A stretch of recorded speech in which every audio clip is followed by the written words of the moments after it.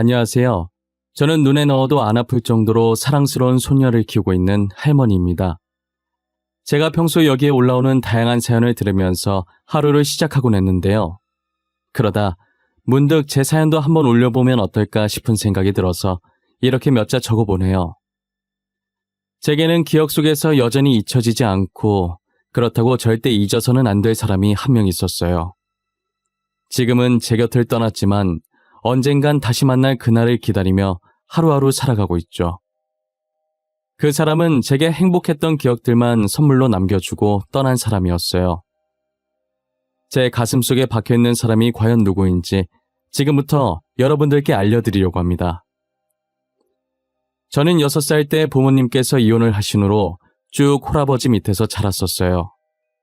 처음엔 뭣도 모르고 어머니를 따라가려고 했지만 어머니께서는 이미 다른 남자가 있으셨고 심지어 어머니의 뱃속엔 그 남자의 아이가 있어서 저를 데리고 가지 않으셨죠. 아버지는 어머니와 이혼을 한 게 신의 한 수였는지 이혼과 동시에 하고 계시던 사업이 대박이 난 거예요. 그래서 저는 아버지 덕분에 유년 시절을 부족함 없이 하고 싶은 것 하며 잘 보냈던 것 같아요. 중학생이 되었을 때 사춘기 시절 어린 마음에 부모님께서 이혼한 게 창피해서 숨기고 다녔었어요. 혹시나 부모님이 이혼하신 걸 친구들한테 들키게 될까봐 저희 집에 친구도 데리고 오지 않았었죠. 아버지는 제가 어떤 마음이고 어떤 행동을 하시는지 다 알고 계셨지만 모르는 척 해주셨더라고요. 제가 사춘기가 끝난 후에 뒤늦게 그 사실을 알고 죄송한 마음에 얼마나 많이 울었는지 몰라요. 어머니와 이혼하고 믿고 의지할 사람은 저밖에 없었을 텐데 저까지 혼자 남은 아버지를 창피해야 하니 저만 바라보며 살아온 아버지께서 혼자서 얼마나 속상했겠어요. 저희 아버지는 사업을 하셔서 주변에 능력 있고 괜찮은 여자들이 충분히 많았지만 혹여나 제게 상처가 될까 재혼도 하지 않고 홀로 저를 키워오신 분이세요. 그런 아버지의 마음을 늦게나마 알게 되었지만 꼭 제가 받은 사랑을 보답해야겠다는 생각이 들었어요. 저는 제 바람대로 아버지와 성격이 정말 똑 닮은 남편을 데리고 왔어요. 아버지도 남편이 제게 보인 모습과 본인에게 보인 모습을 보고 흔쾌히 사위로 맞으셨죠. 저희가 결혼할 당시 저와 남편은 집안 차이가 조금 많이 났었어요. 남편은 저희 집과 다르게 지극히 평범한 집안이었거든요. 그렇다고 아버지께서 집안 가지고 저희 결혼을 반대하고 그러시는 분이 아니셨어요. 어머니한테 당한 게 있어서 그런지 오직 사람 됨됨이 하나만 보시던 분이셨죠. 다행히도 남편과 시부모님 모두 순하고 좋은 분이셔서 결혼 승낙을 단번에 받아낼 수 있었어요. 남편은 저희 아버지를 복제해 놓은 사람처럼 정말 다정하고 가족밖에 모르는 좋은 사람이었어요. 가족을 위해서라면 어떤 굳은 일이든 마다하지 않고 열심히 했었어요.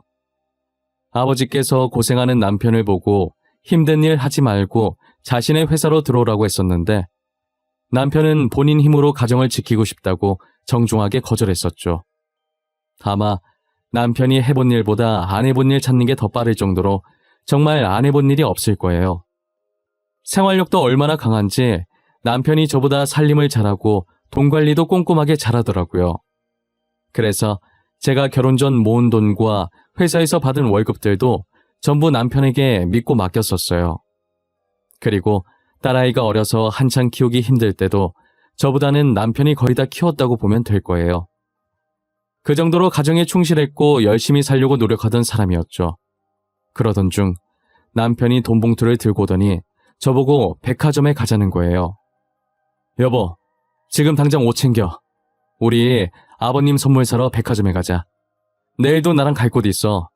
우리 지금보다 더 큰 집으로 이사 갈 거야. 갑자기 그게 무슨 말이야? 더 큰 집으로 이사 가다니? 그리고 손에 든 돈은 또 뭔데? 당신 혹시 로또 됐어?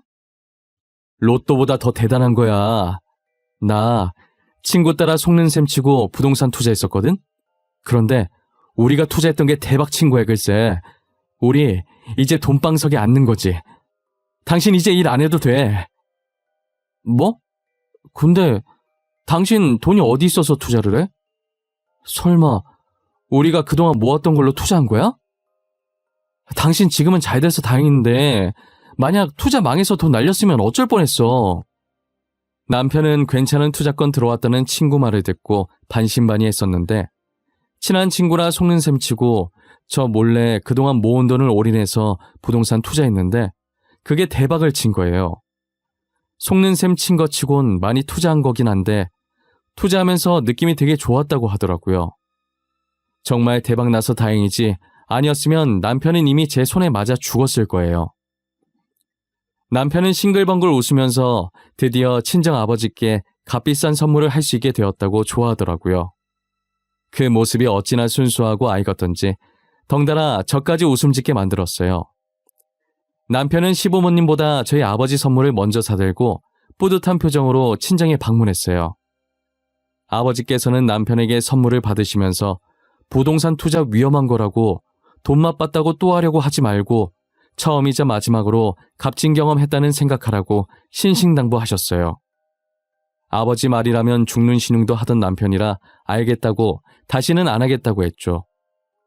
남편은 제게 더 이상 힘들게 일하지 말고 생활비 줄 테니까 집에서 아이 키우면서 쉬라고 하더라고요. 저는 남편 말대로 일을 그만두었고 남편은 돈이 많아졌다고 해서 일을 게을리하지 않았어요. 그리고 주변에서 한순간에 큰돈 만지면 사람이 변하길래 저도 남편이 변할 줄 알고 늘 긴장 상태로 살았는데 남편은 몇 날 며칠이 지나도 평소와 변함이 없더라고요. 오히려 전보다 더 열심히 살고 가정에 충실했어요. 왜 그렇게까지 하냐 했더니 갑자기 가지게 된 돈이 언제 또 갑자기 사라질지 모른다는 생각을 늘 한다고 그래서 모든 일에 게을리하지 않고 열심히 하는 거라고 하더라고요. 남편과 살면 살수록 본받을 점이 한두 개가 아니었어요. 딸이 크면 제 성격보다는 남편 성격을 많이 닮았으면 좋겠다고 생각한 적도 있었죠. 하지만 제가 이 생각을 한 지 불과 3년 만에 남편은 점점 변하기 시작했어요. 정확히 남편이 변하게 된 건 저희 아버지 회사에 적신호가 들어오면서부터인데요. 한때 잘 나가던 저희 아버지 회사도 IMF를 피하지 못했어요. 급격히 경기가 어려워지면서 아버지 회사는 점점 망해갔는데 아버지께서 하락세 타고 있던 초반에 지금 그만두지 않고 계속 회사를 붙잡고 있다간 부도가 날 거라는 걸 예상하셨었나 봐요. 아버지께서는 더 큰 빚이 생기기 전에 일찌감치 손을 떼서 큰 피해는 없었지만 다른 사업을 하던 아버지 친구분은 끝까지 놓지 못해서 결국 집 잃고 가족도 뿔뿔이 흩어지셨더라고요. 아버지는 그동안 큰아버지 통장에 따로 모아놨던 돈을 투자자들에게 전부 돌려드렸고 친정집까지 팔아서 남은 직원들 월급을 챙겨주셨어요. 아버지는 빚을 다 갚고 겨우 몇 푼 정도 남아있는 돈으로 쓰러지기 일보 직전인 집을 구해 들어가셨어요. 궁궐같이 큰 집에 살던 아버지였는데 이렇게 조그만 집에 있는 걸 보니 마음이 너무 안 좋더라고요. 아빠, 너무 걱정하지 마. 김서방이 꼭 아빠 도와줄 거야. 알잖아, 우리 김서방 돈 많은 거. 그러니까 조금만 여기서 버텨줘. 우리가 금방 다시 올게. 알겠지? 딸, 나는 괜찮아. 살면서 이런 집 언제 살아보겠어. 나는 진짜 괜찮으니까 신경 쓰지 마. 아빠 금방 일어설 거야. 우리 딸, 아빠 믿지? 당연히 믿지. 딸인 내가 아니면 누가 우리 아빠를 믿겠어. 나는 언젠간 아빠가 다시 예전처럼 일어날 수 있을 거라고 믿어. 저는 모든 것을 잃고 한없이 초라해진 아버지를 껴안고 펑펑 울었어요. 당시 제가 아버지께 해줄 수 있는 게 아무것도 없어서 하염없이 울기만 했던 것 같아요. 딸 열심히 키운 죄밖에 없는 아버지한테 말년에 이게 무슨 일인가 하늘에 대고 원망도 많이 했었어요. 제 주위에 믿을 만한 사람이라곤 저희 남편밖에 없었죠. 남편이라면 겨우 누울 수 있는 저런 단칸방이 아닌 편하게 발 뻗을 수 있는 원룸 정도는 아버지께 거뜬하게 구해줄 수 있을 것 같았어요. 저는 남편에게 제발 한 번만 우리 아버지를 좀 도와달라고 애원하듯 간절히 요청했지만 남편은 제게 살면서 처음으로 정색을 하며 제 부탁을 완강히 거절하더라고요. 여보, 우리 아빠 한 번만 도와주면 안 될까?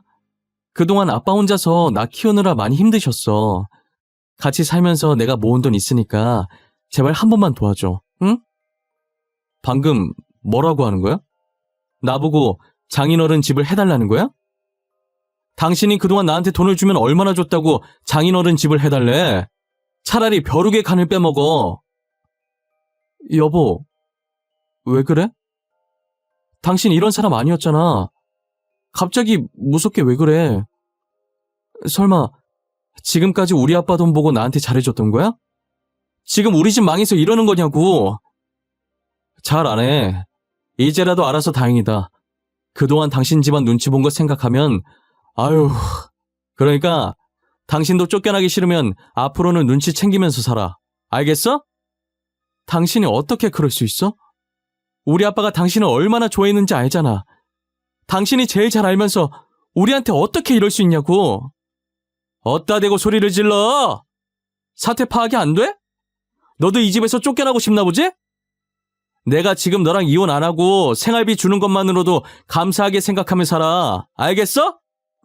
하루아침 사이에 평소 다정하고 저밖에 모르던 남편의 모습은 온데간데 없었어요. 남편이 그동안 저희 집안 돈 때문에 눈치 보고 살았다는 말이 믿겨지지 않았어요. 정말 친아버지처럼 잘 챙겨줬던 남편인데, 저희 아버지 일이라면 자다가도 벌떡 일어나던 남편인데, 아무리 생각해봐도 한순간에 저렇게 돌변한 이유를 도무지 모르겠더라고요. 아버지가 저렇게 된 게 자기 딴에는 속상해서 괜히 저한테 화풀이 하는 거라고 합리화하고 있었거든요. 그래서 시간이 조금 흐르면 다시 예전 모습으로 돌아올 수 있을 줄 알았어요. 하지만 남편은 날이 가면 갈수록 난폭해지기 시작하더라고요. 제게 폭언은 기본이고 이제는 제 화에 못 이겨 집안에 있는 물건을 벽에 던지기 일쑤였죠. 매일 자기 품에 끼고 살 정도로 그렇게 이뻐하던 딸에게는 눈길조차 주지 않더라고요. 딸이 아빠한테 안아달라고 하면 쳐다도 보지 않고 안방으로 들어갔어요. 그리고 저는 이미 남편과 각방을 쓴 지 오래됐고요. 저희 사이가 틀어진 뒤로 남편이 생활비는 제때 주긴 했지만 더러워서 쓰기 싫더라고요. 제 힘으로 생활하고 제 힘으로 아이를 키우고 싶어서 그만뒀었던 일을 다시 시작했어요. 경력 단절이라 회사에는 못 들어갔지만 집 근처 식당에서 일을 할 수 있게 됐어요. 아이는 혹여 제가 없을 때 무슨 일이라도 당할까봐 시어머니께 맡겨놨었죠. 제가 시어머니께 대충 상황을 설명했기에 단번에 아이를 봐주겠다고 하시더라고요. 아이를 데리러 갈 때마다 시어머니께서는 뭔가 할 말이 있는 듯한 표정으로 저를 보셨었지만 저는 시어머니께서 먼저 말을 꺼내시지 않길래 따로 묻거나 하진 않았어요. 그런데 한 번은 똥 마려운 강아지 마냥 안절부절 못하고 저를 쳐다보시더라고요. 어머님, 저한테 할 말이 있으시죠? 얼마 전부터 계속 할 말 있는 것처럼 저 쳐다보시는데 무슨 말이 하고 싶으신 거예요? 저는 괜찮으니까 망설이지 말고 말해보세요. 아가, 우리 아들 때문에 힘들지? 내가 사과한다고 해봤자 당사자가 아니라 용서가 안 되겠지만 우리 아들 너무 미워하지 마. 정말 불쌍한 애야. 할 수 있는 말이 이것밖에 없어서 정말 미안해. 어머님은 제가 밉지 않으세요?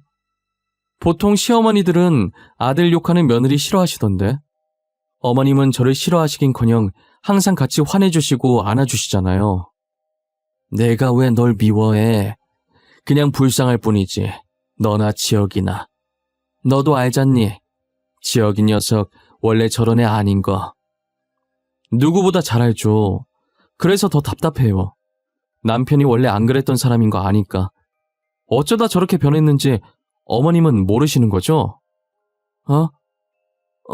모르지. 내가 어떻게 알겠어? 그런데 아가, 혹시 나랑 약속 하나만 해줄 수 있겠니? 훗날 나중에 과거를 돌이켜볼 때 말이다. 그때 우리 아들 지금 모습은 잊고 꼭 좋은 모습만 기억해다오. 시어머니께서는 살짝 눈물을 머금은 표정을 하시고 제게 남편의 좋은 모습만 기억해달라고 하시는데 그때 시어머니의 얼굴이 너무 슬퍼 보여서 아무런 대답을 못했었어요. 당시엔 남편이 뭐가 이쁘다고 좋은 모습만 기억해달라고 하시는 건지 도무지 이해가 안 갔었는데 한참 지난 지금에서야 돌이켜보니 그 말의 뜻이 무엇이었는지 알겠더라고요. 그때 시어머니께서 제게 무언가를 숨기고 있었던 게 분명했는데 더 캐묻지 않았던 게 너무 후회돼요. 계속 캐묻고 진실을 알아냈다면 남편의 마음을 이해해보려고 노력했을 텐데 싶었죠. 제가 남편과 이혼을 해야겠다고 굳게 다짐했던 적이 있었어요. 남편이 항상 화내고 벽에다 물건 던지고 했지만 집을 나가진 않았었거든요. 그런데 점점 퇴근 시간이 늦어지고 외박하는 일도 잦아지더라고요. 게다가 엄청 미세하긴 하지만 여자 향수 냄새까지 느껴지는 게 이건 무조건 외도라고 생각했죠. 남편이 잘 때 몰래 핸드폰을 훔쳐봤는데 외도 증거라곤 찾아볼 수가 없었어요. 원래도 깔끔했던 사람이라 증거까지 깔끔하게 지운 것 같아서 더 화가 났어요. 며칠 동안 몰래 핸드폰을 훔쳐봤지만 단서라고 할 만한 게 나오지 않아서 남편과 전면 돌파하기로 했어요. 역시나 남편이 퇴근 시간 한참 지나서 집에 들어왔길래 자켓 냄새부터 확인했는데 제가 예상한 대로 저번에 맡았던 향과 같은 여자 향수 냄새가 나더라고요. 이거 뭐야? 자켓에서 왜 향수 냄새가 나? 당신 도대체 뭐하다 오는 길인데? 매일같이 뭐하고 오길래 똑같은 여자 향수 냄새가 옷에 배어있냐고. 알면서 뭘 물어. 남자 옷에 여자 향수 배이는 거 하나밖에 더 있어? 너 밤마다 내 휴대폰 봤잖아. 의심돼서 본 거 아니야? 내가 그동안 모를 줄 알았지? 당신 진짜 뻔뻔하다. 와이프 몰래 바람 펴놓고 뭐가 그렇게 당당한 건데? 내가 이런 사람이랑 같은 공간에 숨 쉬면서 살았다는 게 너무 소름 끼치고 무서워. 그렇게 소름 끼치면 당장 이 집에서 나가던지. 나도 이제 편하게 살고 싶다. 너가 나가주면 더 이상 눈치 볼 필요 없고 만나고 싶은 여자도 마음껏 만나고 좋지 뭐. 저는 남편의 말에 화가 나서 말은 안 나오고 온몸이 떨리면서 눈물이 차오르는 거예요. 바람핀 것도 모자라서 사람이 어떻게 저리도 뻔뻔하게 나올 수 있냐고요. 과거엔 가족과 일밖에 모르고 늘 다정하고 성실한 줄만 알았던 남편이었는데 이제는 제가 어떤 남자와 살고 있었는지 정말 모든 게 다 연기였던 건지 모르겠더라고요. 저는 눈물을 흘리지 않으려고 이를 악물고 그대로 아이를 데리고 집을 나와버렸어요. 아무런 대책도 없이 홧김에 무작정 집을 나오긴 했는데 갈 곳이 한 군데도 없더라고요. 게다가 딸아이도 오래 걸어서 다리가 아프다고 집에 가자며 칭얼거리기 시작하는 거예요. 저는 딸아이를 안아들었고 또 하염없이 걷다가 익숙한 길에 발길을 멈추고 보니 시댁 앞이더라고요. 시댁 앞에서 들어갈까 말까 한참을 고민하고 있었는데 분리수거하러 나오신 시어머니와 마주쳤고 시어머니께서는 놀란 눈으로 저를 보시고 얼른 들어오라고 하셨죠. 저는 시댁에 발을 들이자마자 참았던 눈물이 왈칵 쏟아지더라고요. 친정아버지는 안 그래도 걱정 많으실 텐데 거기에 제 걱정까지 더해질까봐 차마 친정엔 갈 수가 없었고 결국 제가 찾아온 곳이 남편의 부모님이 계신 시댁이라는 생각에 눈물이 났던 것 같아요. 시어머니는 우는 저를 따뜻하게 안아주셨고 시아버지는 제가 우는 소리에 놀라서 달려오셨어요. 제가 좀처럼 진정을 하지 못하자 시아버지께서는 헐레벌떡 주방에 가시더니 따뜻한 물을 한 잔 가지고 오셔서 제게 건네주시고 딸아이를 안고 거실로 가셨죠. 저는 시아버지께서 주신 물을 마시며 어느 정도 진정이 됐고 시어머니께서는 다 알고 있다는 듯이 아무것도 묻지 않으시고 가만히 제 등만 토닥거려 주시더라고요. 죄송해요. 친정아버지는 가뜩이나 신경 쓸 일 많으실 텐데 저까지 걱정 끼치게 하고 싶지 않아서.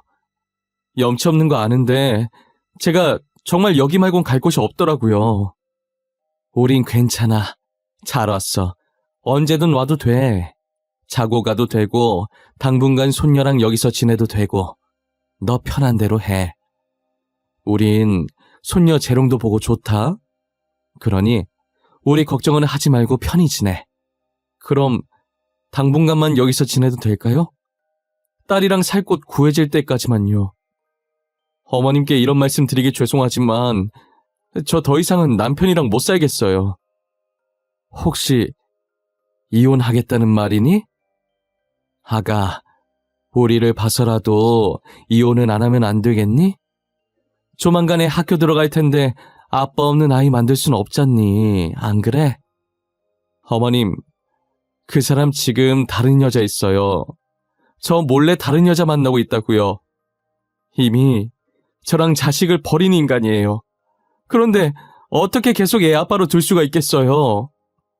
시어머니는 자식 잘못 키운 자신의 잘못이라고 미안하다고 하시면서 딸을 봐서라도 이혼만큼은 하지 말아달라고 제게 간곡히 부탁을 하시더라고요. 남편 없는 셈 치고 제가 뭐라고 살든 상관없으니까 제발 이혼만은 하지 말아달라고 하시는데 시어머니께서 왜 그렇게까지 부탁을 하시는지 저는 도무지 이해가 안 갔어요.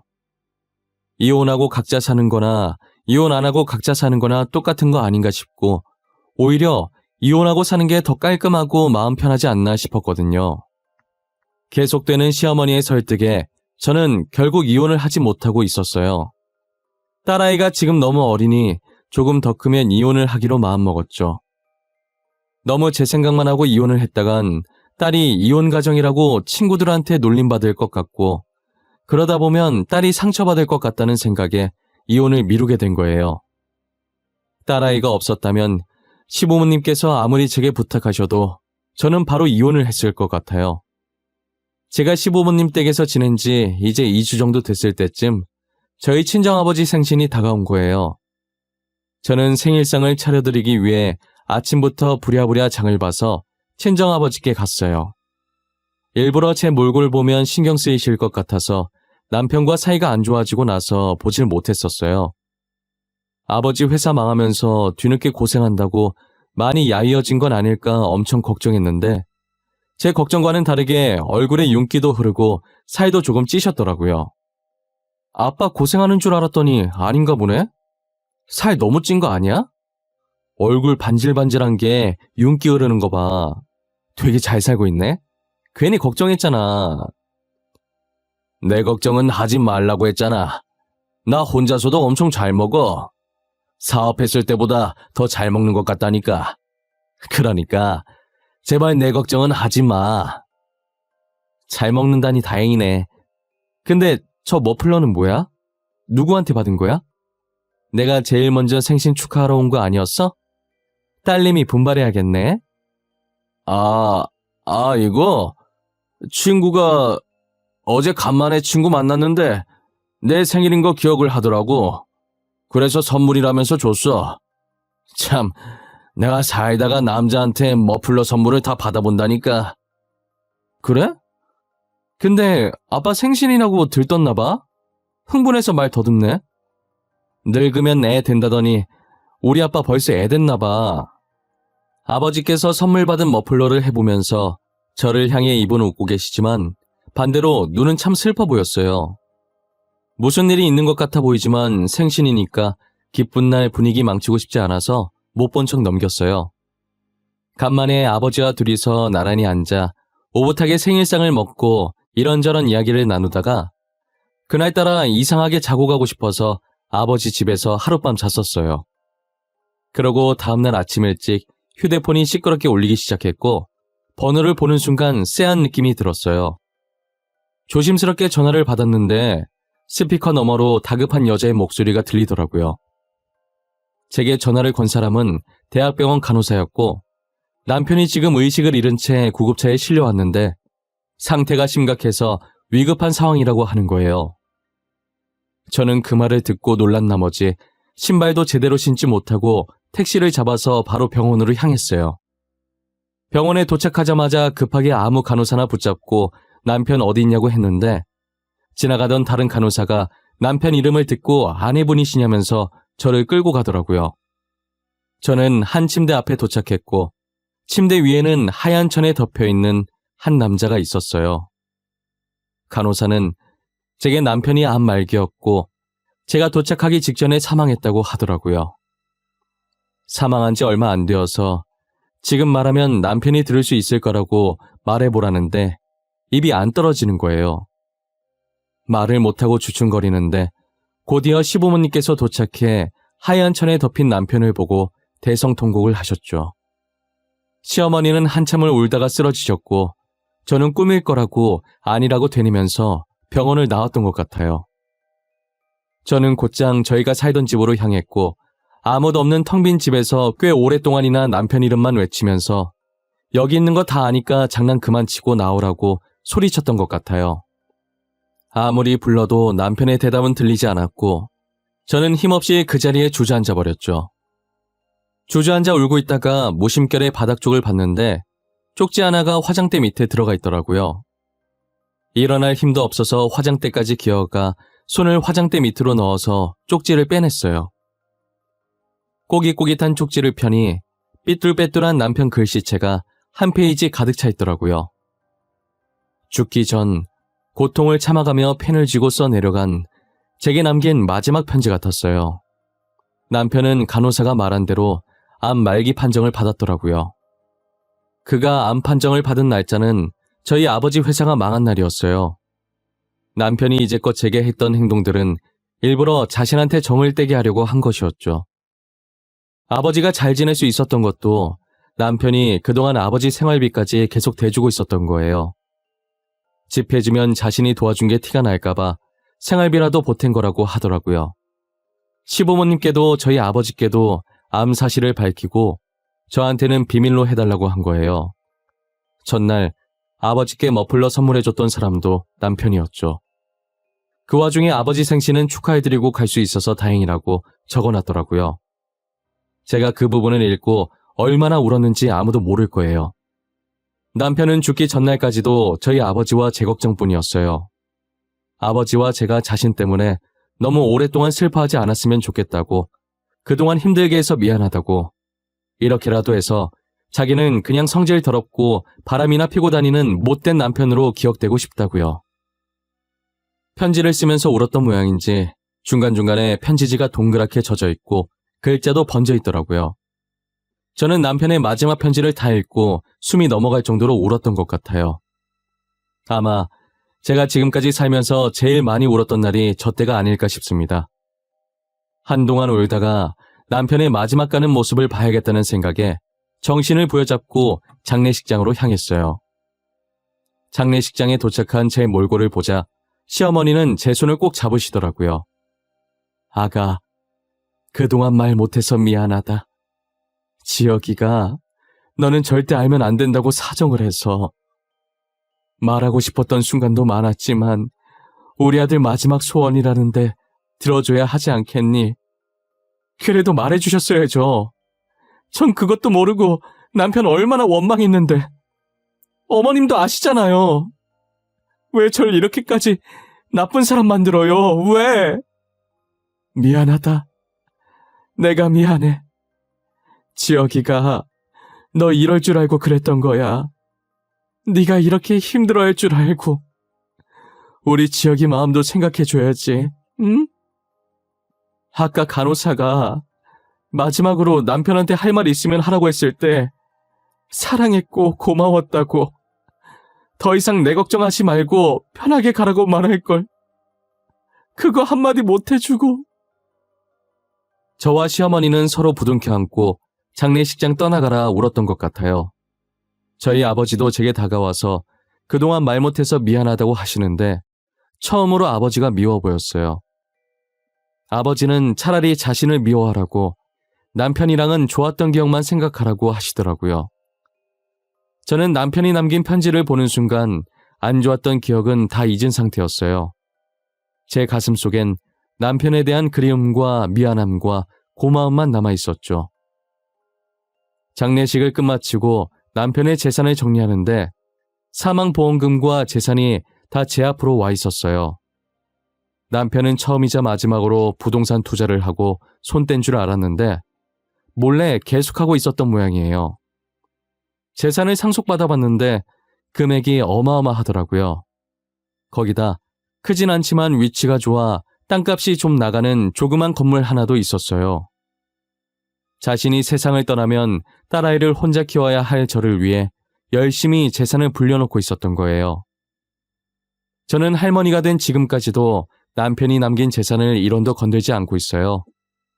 저희가 살았던 집은 팔고 싶지가 않아서 저희 친정아버지가 돌아가실 때까지 함께 살았다가 지금은 딸도 결혼해서 저 혼자 외손녀 봐주면서 살고 있어요.